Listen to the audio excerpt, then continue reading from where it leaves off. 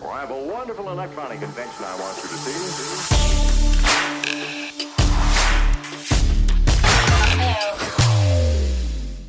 This is James Mathers at NAB 2019 for the Digital Cinema Society and Studio Daily. I'm here with Larry O'Connor at the OWC booth, and he's going to tell us about a lot of new products they have. Fantastic, thanks, James. Now, where do I start? I'll probably start with the Thunderblade. The Thunderblade, last year was, super hot. I mean, fastest SSD external Thunderbolt 3 device on the planet, and it literally, I wouldn't call it say it ran hot, it ran warm, but incredible speeds, 200 megabytes a second. Our Generation 2 product is shipping now this year. Super cool, a little bit faster, lower power. We don't recommend stacking them ever, but bottom line is, the heat is still there, but the kind of heat it is now is all about speed. They run super cool. For folks that are doing, of course, DIT work, people doing editing, and another space has come out, or people buying new Macs that don't want to buy, make that big investment in soldered SSD. If you buy a Mac Mini, if you buy an iMac, a little bit tougher with a portable machine, but for a lot less than what it costs to upgrade your SSD inside, you can plug a Thunderblade on the outside, and now you've got that high-speed editing, copy, storage, archive, whatever it may be, at a lower cost, higher capacity. It's faster, it doesn't throttle, and it'll go with you if you want to take it between computers. So it's solid state, Thunderbolt 3. What's the capacity of this one? Today it still goes up to 8 terabytes, only 8 terabytes of flash. In that little one? And this little, this little blade here. And later it'll go up to 16 terabytes, but 8 terabytes, last year was $5,000. This year that's down to under $3,000. 4 terabytes was actually $3,000. It's now $1,799. 1 terabyte is actually under $1,000. But for the DITs especially, we designed this for 4K, 6K, 8K editing, doing effects. I mean, all that great stuff. DITs loved it more than anybody because being able to ingest your data very quickly and then duplicate that data so you can free up a media card. Not only does it save you time and process, but it means you can have fewer media cards, and some of those media cards cost $1,500, $1,800 a shot. So being able to put those back into service quicker means less media cards for a project, and for some folks, this thing pays for itself every project they do, even before you count the time saved. So really cool. So whether you're doing editing, you're a DIT doing ingesting, doing dailies, or you just want more storage, for a machine that you don't want to have to pay to have it soldered inside, this is an amazing solution, and it's just getting better and faster and cooler every day. How about RAIDs? RAIDs, our Thunderbay is, we have our Thunderbay 4 for both Thunderbolt 3 and Thunderbolt 2, where we will continue to support Thunderbolt 2. I want to make that very clear. A lot of Thunderbolt 2 machines out there, you shouldn't have to use a dongle to use them. We're going to keep Thunderbolt 2 going as long as we can still build cables and the units.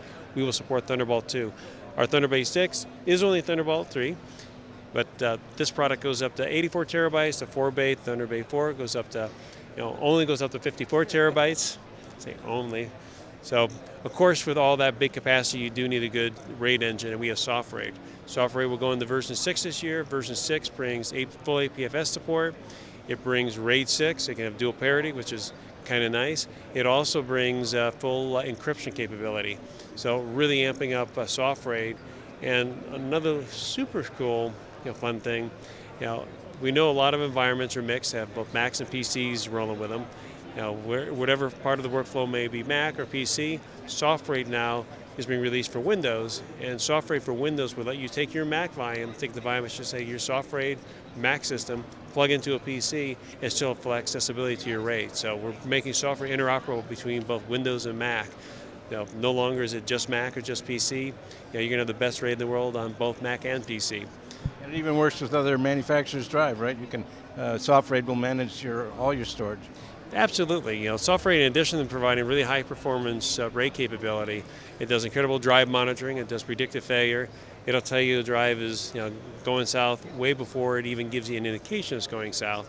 When you use Smart, by the time Smart will tell you something's wrong, you're already wondering why you're either skipping frames, locking up, drive going offline, online, what's going on, and maybe Smart will tell you, at some point Smart will tell you, yeah, that drive's bad. SoftRaid tells you way before that. And we've had competitors actually talk to us, friends say, why would you do that? That means that drive is still working. They can still use it. It's not failing yet. It might not cause any. It might actually glitch out until after the warranties expire. It's like, that's not the point. This is people's data. Data is so important, And bottom line is we want you to drives. Fortunately, the drives don't fail very often, but drives are something that can fail. And if a drive's failing, we want your data safe. So SoftRaid for Windows, SoftRaid for Mac, SoftRaid everywhere, does an incredible job making sure you have high performance, but your data is always safe. Now we do our DCS editing on an iMac, which is beefed up a little bit, but it's getting a little bit long in the tooth. How can you help us, Larry? Yeah, in 2015, we pushed the first Retina 5K 2015 models. Apple said 32 gig, we went to 64 gig, which really makes a big difference, by the way. 2017, Apple has been 64 gig for a while, and the new 2018 just came out. The base Apple says only 32 gig, and then you go up a notch, and then they offer up to 64 gigs. All of those machines can go 128 gig with OWC memory.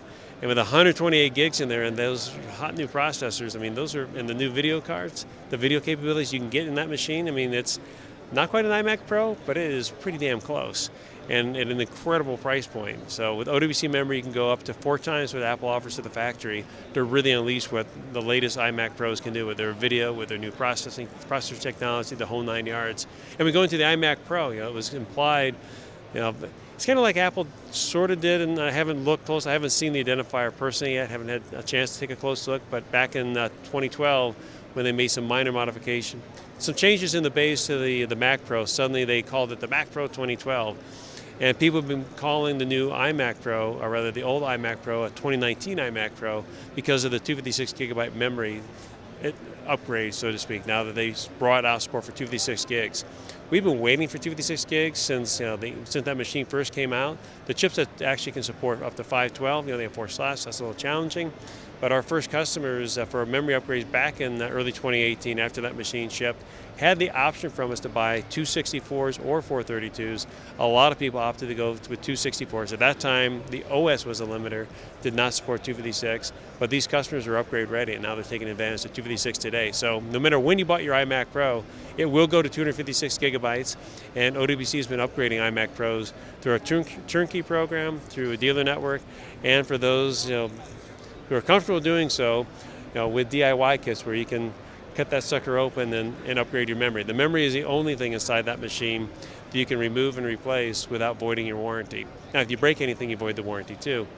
But I really hope the new Mac Mini, which is one of my favorite new machines from Apple, is kind of a sign of future direction where you actually do have the ability to replace and upgrade the memory yourself. They desoldered, unlike the 2014, they desoldered and actually brought slots back. Perhaps the future iMac Pro will actually have a bay in the back where you can. I don't know why a Pro is going to be super obsessed with a smooth back versus when I need more memory, I want more memory kind of gig. So perhaps that machine in the future will be user upgradable, and we're super, super excited to see what the new Mac Pro comes to be. I know you have a lot of good videos to show you exactly how to change the memory, so it's not as scary as it looks. Now, a lot of this is super, super easy. Almost anybody can do these things, and this is, our heritage. We started with memory upgrades, and that was pulling that curtain back and saying, why are people spending, an hour, couple hours, and then days without their computer to do an upgrade? Spending more time filling out paperwork when you show them what's really going on, and that was a 5-minute upgrade. They said I had to leave my computer for 3 days, and it was a 5-minute upgrade. That guy was sitting there and watched me fill out the paperwork, and he could have done it while I was there. Of course he didn't do it while I was there because it's too simple. If you knew how simple it was, there's no way that they could take what they take. But some upgrades are definitely for the professionals. I think cutting open some of the machines that require the cut opens, those are honestly any of this stuff. If you're patient, you follow, you watch the video, you do what it shows you to do. Anybody can do these things, but a lot of them honestly are 4 screws and maybe 8 screws. Panel comes off, module snaps in out.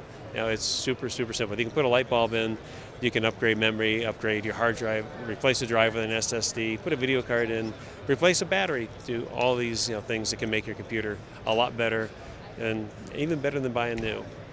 Thanks for keeping us current. Hey, it's what we're here for. We love it. It's fun. We enjoy it. It kind of ties to our whole sustainability thing. Whatnot. Gotta say, I've already forgot that one. Anyhow, bottom line is, take every resource to the max. Make things go to the distance.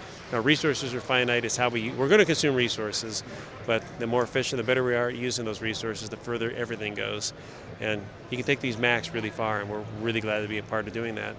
Thank you, Larry. Hey, my pleasure, James. Thanks for having us. Thanks for being here.